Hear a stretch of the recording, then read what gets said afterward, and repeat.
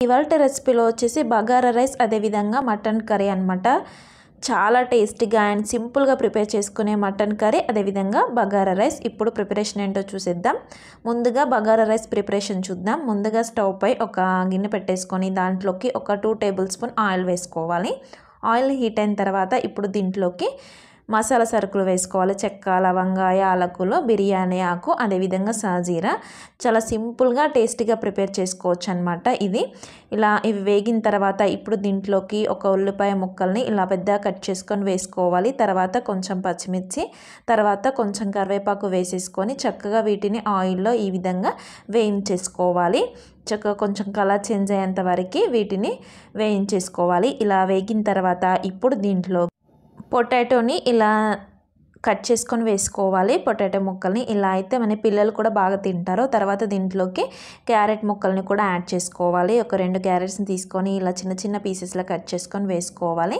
వీటిని చక్కగా ఆయిల్లో వీటిని కూడా వేయించేసుకోవాలి. ఇలా అన్నీ ఉడికిపోయిన తర్వాత ఇప్పుడు దీంట్లోకి కొంచెం పుదీనా అదేవిధంగా కొత్తిమీరని ఇలా చిన్నగా కట్ చేసుకొని వేసుకోవాలి. కొత్తిమీర కొంచెం ఎక్కువగా వేసుకుంటే బాగుంటుంది. బగారా రైస్లో ఫ్లేవర్ చాలా బాగుంటుంది అనమాట. ఇలా వీటిని కూడా ఆయిల్లో వేయించేసుకొని ఇప్పుడు దీంట్లోకి ఒక 1 టీ స్పూన్ అల్లం వెల్లుల్లి పేస్ట్ ఫ్రెష్గా యాడ్ చేసుకోవాలి. ఇది కూడా పచ్చివాసన పోయేంత వరకు వేయించేసుకోవాలి.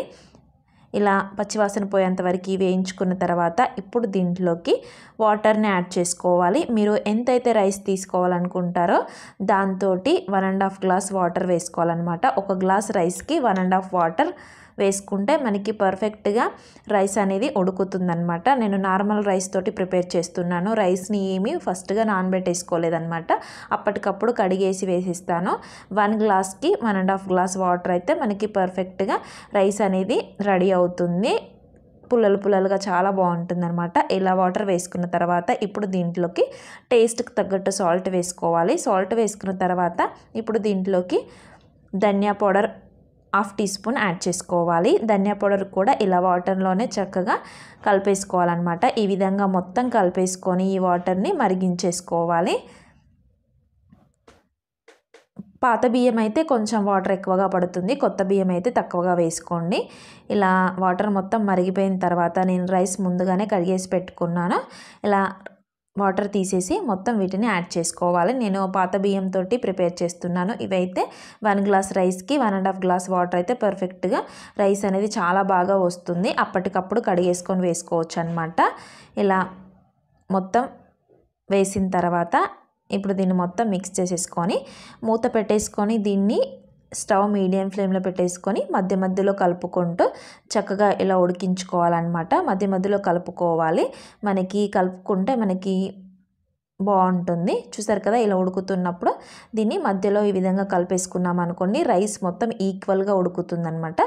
మళ్ళీ మూత పెట్టేసుకొని దీన్ని వాటర్ మొత్తం ఇంకిపోయేంత వరకు ఉంచుకొని ఇలా వాటర్ మొత్తం పోయిన తర్వాత ఇప్పుడు చూసుకోవాలన్నమాట. ఇలా పర్ఫెక్ట్గా మనకి రైస్ అనేది రెడీ అయిపోతుంది. చాలా బాగుంటుంది. దీన్ని నార్మల్గా గుత్తి వంకాయ, ఆలు మసాలా కర్రీ, ఇలా ఏ మసాలా కర్రీలకైనా తింటే చాలా చాలా బాగుంటుంది అనమాట. పిల్లలు అయితే నార్మల్ రైస్ తినేస్తారు ఇలా ప్రిపేర్ చేస్తే.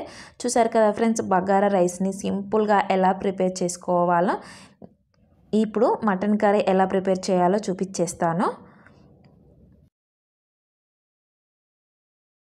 ఇప్పుడు ఇందులోకి కాంబినేషన్గా మటన్ కర్రీ సూపర్ టేస్టీగా ఉంటుంది. చూసారు కదా ఎలా వచ్చిందో. ఇప్పుడు దీన్ని ఎలా ప్రిపేర్ చేయాలో చూపిస్తాను. ఇక్కడ నేను 1/2 కేజీ మటన్ తోటి ప్రిపేర్ చేస్తున్నాను. ఇప్పుడు కుక్కర్లో ప్రిపేర్ చేస్తున్నాను అనమాట. స్టవ్ పై కుక్కర్ పెట్టేసుకొని దాంట్లోకి ఒక 3 టేబుల్ స్పూన్ ఆయిల్ వేసుకోవాలి. ఆయిల్ హీట్ అయిన తర్వాత ఇప్పుడు దీంట్లోకి ఉల్లిపాయ ముక్కలు అదేవిధంగా పచ్చిమిర్చి ముక్కలు వేసుకోవాలి. ఉల్లిపాయ ఒక 2-3 పెద్ద సైజువి తీసుకొని ఇలా చిన్న కట్ చేసుకొని వేసుకోవాలి. 2 పచ్చిమిర్చి అయితే సరిపోతుంది. ఇలా పచ్చిమిర్చి ఉల్లిపాయని చక్కగా ఆయిల్లోనే కలర్ చేంజ్ అయ్యేంత వరకు వేయించేసుకోవాలి. మనకి గ్రేవీ ఎక్కువగా కావాలనుకుంటే ఉల్లిపాయ ముక్కల్ని కొంచెం ఎక్కువగా యాడ్ చేసుకుంటే బాగుంటుంది అనమాట.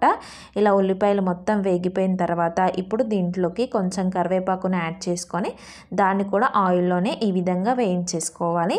ఇలా కరివేపాకు కూడా వేగిన తర్వాత దీంట్లోకి 1/2 టీ స్పూన్ పసుపును యాడ్ చేసుకొని దీన్ని కూడా పచ్చివాసన పోయేంత వరకు వేయించేసుకోవాలి. తర్వాత దీంట్లోకి ఫ్రెష్ అల్లం వెల్లుల్లి పేస్ట్ 1 టేబుల్ స్పూన్ వేసుకోవాలి. దీన్ని కూడా పచ్చివాసన పోయేంత వరకు ఈ విధంగా వేయించేసుకోవాలి. ఇలా వేగిపోయిన తర్వాత ఇప్పుడు దీంట్లోకి మనం ఫ్రెష్గా కడిగి పెట్టుకున్న మటన్ని వేసేసుకోవాలి. మటన్ని చక్కగా ఫ్రెష్గా కడిగేసుకొని వాటర్ మొత్తం తీసేసుకోవాలన్నమాట. వాటర్ అలానే ఉంచకూడదు. చిల్లుల గిన్నెలో వేస్తే వాటర్ మొత్తం కిందికి వెళ్ళిపోతాయి. అలా అయితేనే మనకి కర్రీ అనేది టేస్టీగా ఉంటుంది. వాటర్గా ఉంటే అంత బాగుండదు అనమాట. చూసారు కదా, మటన్ మొత్తం వాటర్ తీసేసిన తర్వాత ఇలా వేసేసుకొని దీన్ని మొత్తం కలిపేసుకోవాలన్నమాట. ఈ విధంగా ఇలా కలిపేసుకొని దీన్ని ఒక 5 మినిట్స్ వరకు మూత పెట్టేసుకొని వీటిని కొద్దిసేపు ఉడకనివ్వాలి. అలా అయితే మనకి పీసెస్ మొత్తం చక్కగా ఉడికిపోతాయన్నమాట. ఇలా మూత పెట్టేసుకొని ఆయిల్లోనే ఉడికిపోతాయి. ఇలా 5 మినిట్స్ తర్వాత మూత తీసి చూస్తే మనకి చక్కగా మటన్ అనేది ఇలా ఉడికిపోతూ ఉంటుంది. ఇప్పుడు దీంట్లోకి టేస్ట్కి తగ్గట్టు కారం అవన్నీ యాడ్ చేసుకోవాలన్నమాట.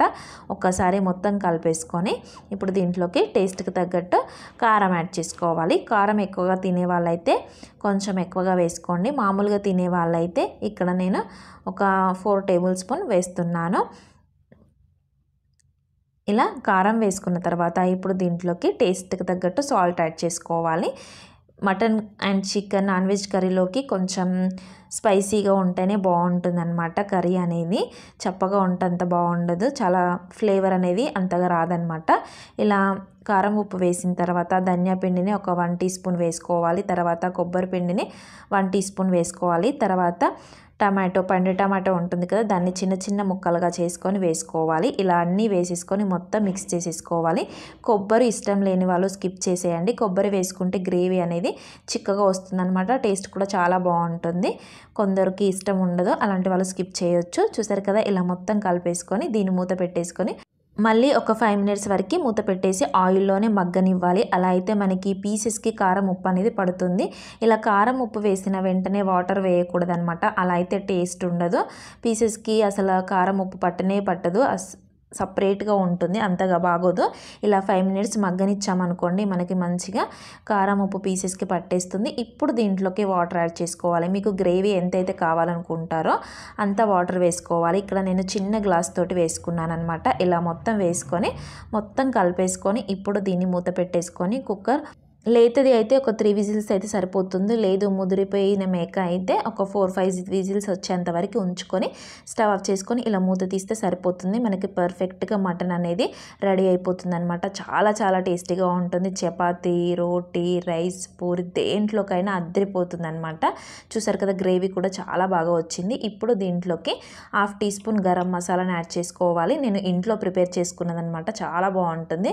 మీకు కావాలంటే కామెంట్ సెక్షన్లో కామెంట్ చేయండి, నేను చేసి చూపిస్తాను వీడియో. తర్వాత దీంట్లోకి కొంచెం కొత్తిమీర, అదేవిధంగా పుదీనాని సన్నగా తరుక్కొని వేసేసుకోవాలి. ఇలా వేసేసుకొని మొత్తం ఒక్కసారి కలిపేసుకొని స్టవ్ ఆఫ్ చేసేసుకోవాలి. ఇలా స్టవ్ ఆఫ్ చేసుకుంటే సరిపోతుంది. మనకి ఆ ఫ్లేవర్ అనేది అందులో దిగిపోతుంది. ఇలా మొత్తం కలిపేసుకుంటే చూసారు కదా ఫ్రెండ్స్, చాలా చాలా టేస్టీగా ఉండే మటన్ కర్రీ అనేది రెడీ అయిపోయింది. Sunday special mutton curry and bagara rice అనమాట. Super combination. ఈసారి ట్రై చేసి చూడండి, ఇంట్లో వాళ్ళందరూ మెచ్చుకుంటారు. చూసారు కదా ఫ్రెండ్స్, ఈ రెసిపీ మీకు నచ్చినట్టయితే లైక్ చేయండి, షేర్ చేయండి. అదేవిధంగా మా ఛానల్ని మొదటిసారిగా చూస్తున్న వారైతే సబ్స్క్రైబ్ చేసుకోండి. పక్కనే ఉండే బెల్ ఐకాన్ని క్లిక్ చేయండి. మా దగ్గర నుంచి ఎలాంటి కొత్త కొత్త వీడియోస్ వచ్చినా మీకు వెంటనే నోటిఫికేషన్ రూపంలో వచ్చేస్తాయి. Thank you for watching.